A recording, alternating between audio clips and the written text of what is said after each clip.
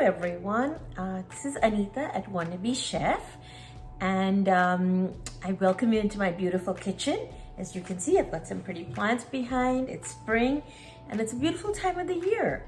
So tonight we're gonna be making some tacos. And why are these kind of special? Because I'm showing you just from leftovers.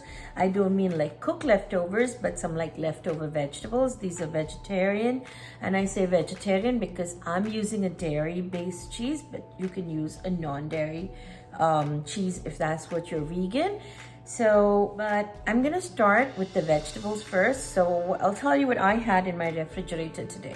And this is literally something you can use whatever you have at home. I had some baby peppers, but like, you know, the sweet peppers. I had an onion, I had some cabbage, I had some fennel, which I had sliced over here. You go, fennel, cabbage. I have like a pepper, it's kind of hot, and of course garlic. I always have garlic and onions at home, and I had a beet which I just peeled. So I'm gonna just start with first the vegetables so we can get a head start on working with the veggies first, and those will cook, and then I can tell you what else I'm gonna be adding to this so we make the protein level higher. And what I'm gonna do is I'm gonna just start by like cubing the fennel. There we go. It doesn't have to be anything perfect. I'm putting it on. I have a sheet here that I'll show you, a parchment baking sheet. Parchment is one of my best friends because I don't have to clean the baking sheets and wash. Of course, who loves dishes? I don't. So here we go. I'm just like giving a rough chop to all my veggies onto your baking sheet so we can put that into the oven and get a head start. That's what I'm doing right now. Once I'm done with these, we can get them into the oven. I'm trying to keep this recipe really simple. So what I'd like to tell you is use any kind of veggies. If you don't have what I'm using fennel, cabbage, a red beet. But if you don't have this, you can use carrots, potatoes. I generally would say I like using veggies that are a little bit more firm. You could use zucchini because that'll do it, but zucchini may need less time than something like these vegetables. So, you know, just use anything you have. And I'm trying to cut the beetroot into very small pieces because that way it will cook a lot faster. So here's my pepper. Just gonna clean these out. Generally peppers cook much faster than the other veggies, but yeah, it won't matter. It's okay, it's a taco and everything goes. That's the nice part of doing meals where everything kind of goes, so you don't have to worry about it. This is a long hot pepper, so if you don't like the spice, just don't worry about it, don't use that. Just gonna dump all these on a baking sheet. It's already got the parchment paper on it. Spread it out on the baking sheet.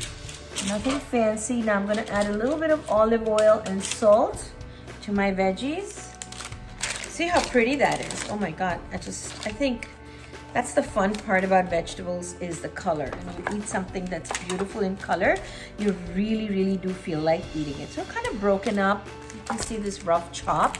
And to that, I'm just gonna put some oil and a bit of salt. There we go. I'm just gonna sprinkle some salt. So it's just very basic seasoning. We'll go back to how we can season it to make it more like a taco. And I'm gonna put that into the oven. I'm gonna put this in the oven.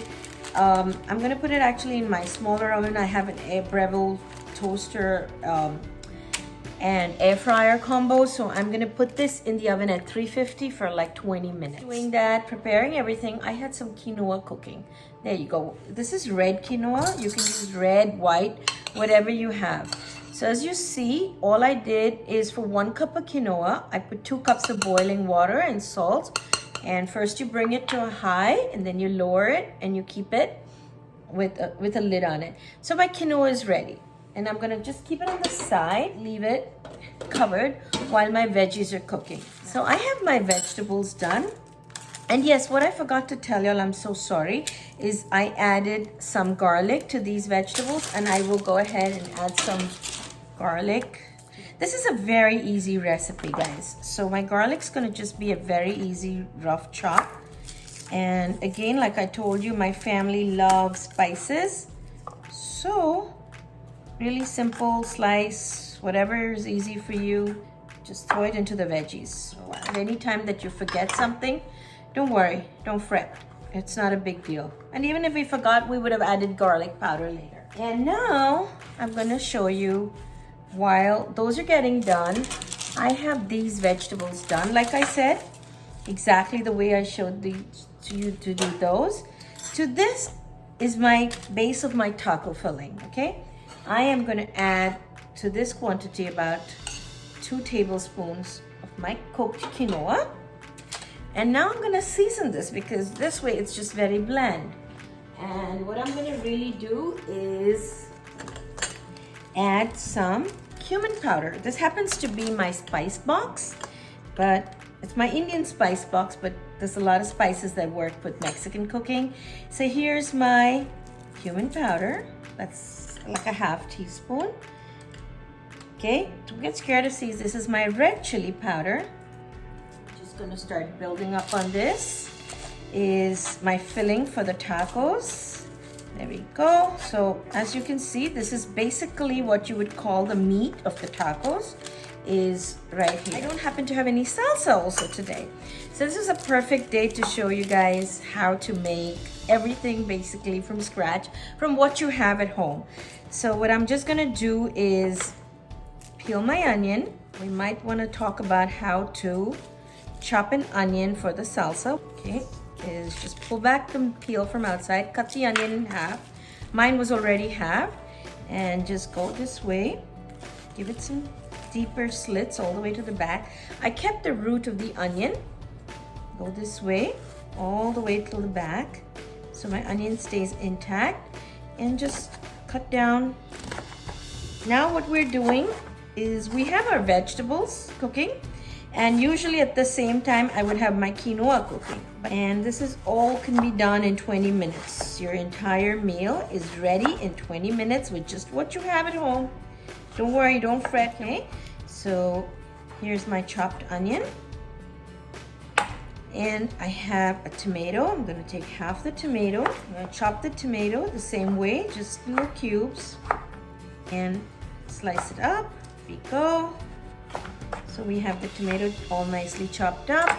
I have a little bit of cilantro here washed up. I always have cilantro at home, but I know many of you don't necessarily have cilantro. You can use parsley. You could use some dry cilantro powder or seeds, just crush the seeds. But I always have cilantro at home. And I have some really hot red chili peppers.